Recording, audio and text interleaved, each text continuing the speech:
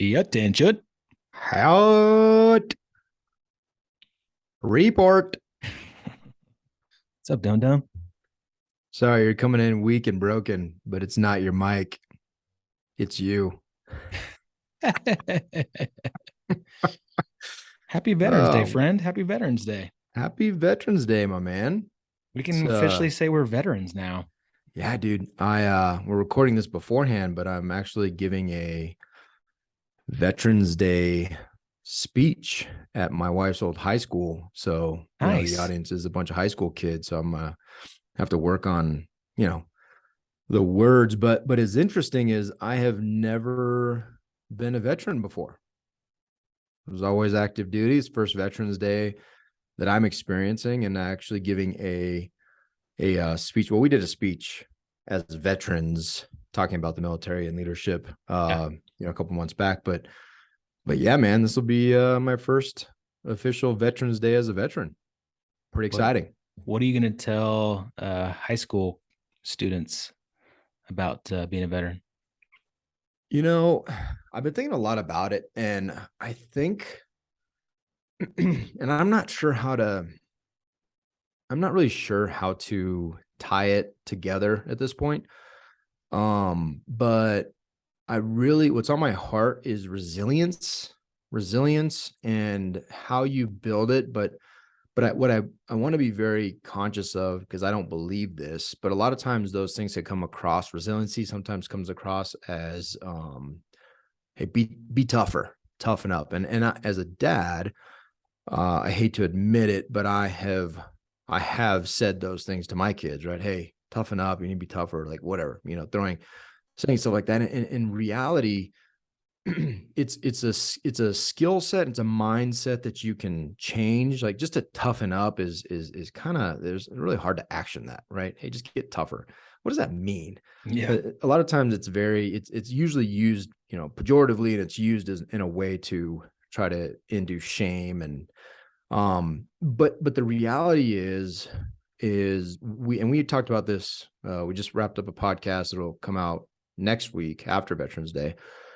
And a big part of that conversation is this concern with, these young, kids. And I mean, it's kids, and that's where it's starting, that are just full of anxiety and fear, and toughen up isn't really helpful, right? Because they have anxieties and fears for a reason. And what's interesting about toughen up, excuse me, is that I think us as parents, and societally as well, but us as parents are responsible for a lot of this in our kids, and this, whether it's because we're trying to live vicariously through our children, and we put this crazy amount of pressure on them to perform because we didn't, maybe, or, or it's an incredible amount of pressure because everything outside is evil and you can always get stolen or shot or whatever. And it's just it's so pervasive. And why I want to talk to these kids about it, and again, I may change in 10 minutes, but I see the effects when they get older, right? When I was a CO, and I have these young adults showing up, and they don't have normal life skills, or what I would characterize as normal. Normal is probably the bad way to put that, but they don't have like the things that you would think. Like, they have no desire to, they don't know how to drive, a simple life skill. No desire to want to know how to drive. Why is that? I don't know, but it has an impact when they have to start getting to work early, right? Or show up on time. Right. They don't have coping skills. And then what I saw on 3 occasions, which is very, very tragic, is they take their life. And you're like, man, like, could we not have seen, can we not have talked about it? Could we not have done something different that caused a different outcome? And oftentimes you're surprised. It's not like, oh yeah, that person's on my radar, and then it happens. You're like, oh, yep, saw that coming. It's never that way. And at least not from a CO's perspective. Yeah. Maybe their closest friends, maybe, they saw something, but ultimately it's just this idea, and this the reality that we're in, that it starts pretty early. And I'm seeing my kids' friends have incredible levels of anxiety. And I don't know why. And of course there's psychological and mental and whatever issues, and but the numbers are going up significantly. And loneliness, anxiety, all these things are going up so much that you can't just say, wow, it's just a condition, right? It's just the generation. Like the data doesn't support that. So it's interesting, man. So I don't know. I think that may be something that I talk about, but I don't know how to. I got like 15 minutes too. So, Mhm. how do you appeal to them, get their attention, get a hook, and then give them something that is meaningful, actionable, and that hopefully somebody in there can take to heart, and maybe it makes an impact. I don't know. Well, as veterans, I think we see it on the other side too, like at the end of a career in the military, where that transition out is also very difficult and can cause a lot of anxiety and stress. And people don't know how to transition well.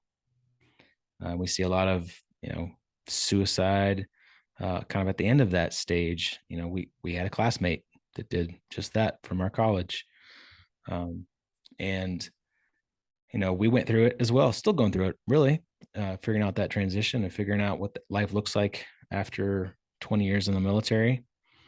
And it's hard. I had a conversation with the gentleman who has a family member that's going through some PTSD issues, alcoholism, some drug addiction, and has talked about suicide. And one of the things that I highly recommended to him was try to find a purpose, try to find uh, a why, because a lot of times what we have in the military is a purpose. We have a mission. We show up every single day to accomplish that mission. And as soon as you leave, that all goes away. So Mm. if you haven't worked on that transition of a purpose and a mission after you leave, and it's not just like going into like a W-2 job, right? It's very different, I think, or whatever. But I think that you have to find a new mission, a new purpose, and that can be very difficult if you haven't done some reflection, and you're involved in a community where potential accountability partners and people can lift you up and help you out and offer advice and thoughts and experiences, and give you something that you can hold on to as you transition. I think it's really, really important for veterans. Yeah, man. I think one of the things you hit on that really um that is critical. There's a couple things. So one, Veterans Day. I think there's this key part of Veterans Day that I didn't really think about in the past. And in order to become a veteran, there's a significant transition that takes place, right? Yep. You're active duty, you're doing your thing, and then one day, or you're a reservist, guard, whatever it is, you're serving your country, and then there's a day that a transition takes place, and now you're a veteran. And I think oftentimes we think that's like a bam, okay, you're done. Hey, you're a veteran. This is great. You get a holiday and you get a free pizza at California, Pizza Kitchen. Free Um, pancakes. Free which pancakes. Yeah, IHOP, which is IHOP. awesome, and I love that, and it's Yep. incredible to honor those individuals. But I think the transition piece of it, we forget how hard that is. And I'll tell you, the thing that's made our transition real, and it's made it what I believe to be successful and actually full of hope and joy, is a community element of it, right? So yeah, you got to get a job and you're looking for a W-2, and some people feel like that the purpose and the mission or whatever, but I'll tell you, if you talk to a lot of military folks, it wasn't really the mission that kept them engaged. There's some that had a high speed mission, but some people had to pour diesel fuel on poop and burn it in the desert, Right. right? Like that was a duty. That was not a duty like duty, but that was like their DUTY. That was their duty, Their was duty to was duty. do something like that. there are a lot of folks that have jobs that are not, that you would not desire. In every single naval platform I've been on, or in the desert, like, you have to take care of certain elements of these war machines that are not the pointy end, and that's not like awesome, and you're shooting missiles and firing things and doing driving ships, all these like really cool sexy things, flying helicopters and jets. No, man, there's like a lot of things that go into that are not glorious. And so the job and the mission, a lot of times you have to make a stretch, right? Hey, you're spending a lot of hours here doing XYZ so that the team can execute whatever mission. And oftentimes that's not really that inspiring at the individual level. I know I have done jobs that I was like, oh my gosh, this is, even as a commanding officer, dude, that sounds really awesome. Dude, the administrative burden and the number of times you go into senior level meetings and you're the junior guy as a CO, and they're just like, and you're like, wow, I got to take this again. This is great. I really love this part of my job. Not fun. No. But the people, I stayed in for 20 years, 100% unequivocally. I stayed in for 20 years for the people, for the sailors, for the wardroom, the opportunity. Even as a CO, that what I saw as my primary duty was to try to help the junior officers that were in the wardroom to become the best junior officers that they could possibly be, because I wanted them to best serve their enlisted sailors, right? Because they're closer in touch with the enlisted force than I was as a CO. And so it was all about the people and the leadership opportunity that kept me in the service. And you talk to a lot of service members, and they hang out with hey, we get together twice every year since World War II, right? Like, you hear those stories because it's the people that they loved and they want to be around. Yeah. But yet we don't. That's kind of forced fun and forced love and forced family, because you show up to a unit and you make it work. But it's a great model to intentionally pursue, right? To get yourself in and this is not a push for the Storehouse Mastermind, which is amazing, by the way. Incredible dudes, you should join. But it is not a push. It's truly not a push for the mastermind. Yeah. It's an appeal to be intentional about who you surround yourself with. And when you're going down a deep, dark hole of alcoholism and drugs and PTSD and all these dark places, to be able to pick up the phone or to jump on a Zoom or to go see somebody and have that community and your people, that is absolutely critical for everybody transitioning from whatever. But we're veterans, we are military dudes, that's what we know. And I will tell you, that has made, back to the mastermind very selfishly is where I go every week, at a minimum every week, but for you and I, it's, every day. Yeah. To get fed and to be in community and to be just, I love the meetings. Yeah, and they're full of hope, dude. They're full of energy. They're full of potential. They're full of love. Quite frankly, they're full of love. And we leave these calls like, hey man, love you. I mean, we left a podcast yesterday with Tyler, and he's like, hey, I love you guys. I'm like, I love you too, man. And I'll tell you, that piece of it, that's what I miss most about the military. But that's also the part that has made my transition the most successful, what I characterize as a successful transition, because I have this amazing group of people, not my network, not my Facebook friends, not my LinkedIn likes, none of that. It's dudes that I look at every week, and then we make intentional plans to see each other in person in Colorado and Arizona and California, whatever it is. And it's amazing, dude. Yeah. And that's what's truly helped me transition personally, and why I look to the future with so much joy and hope and happiness and laughter.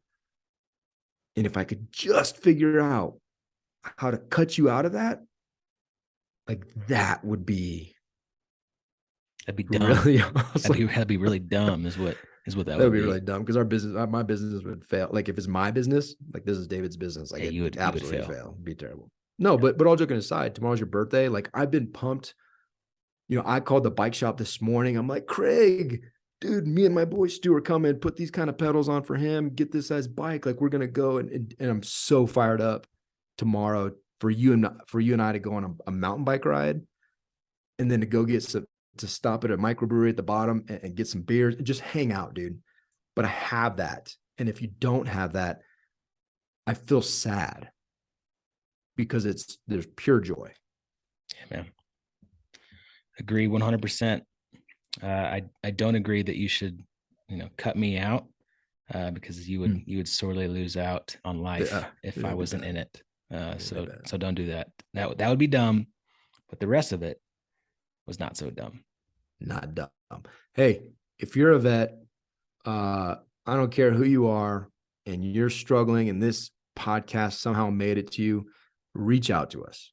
For sure. And if you're not struggling, you just want to have a fun conversation, give us a shout because we love connecting with our people. We love, it's absolutely a joy, and we love meeting new folks and the commonality of service and being a veteran. If you're an active duty dude too, like we were there for 20 years as well, so we can relate. But hey, connect, reach out. Like I promise you, it changes. It just changes your day, and it changes it for the better, unless we have a terrible conversation, which I can't imagine. But bottom line is, man, the fellowship, the community is, there's nothing more powerful than that that brotherhood. So get it. Get it. Hey, happy Veterans Day to all the military and veterans out there. Thank you for your service. That was not dumb. That was very deep. Yeah, Go have an amazing day. real deep. And remember, if you're gonna be dumb, Be deep. just remember that. See you. See you.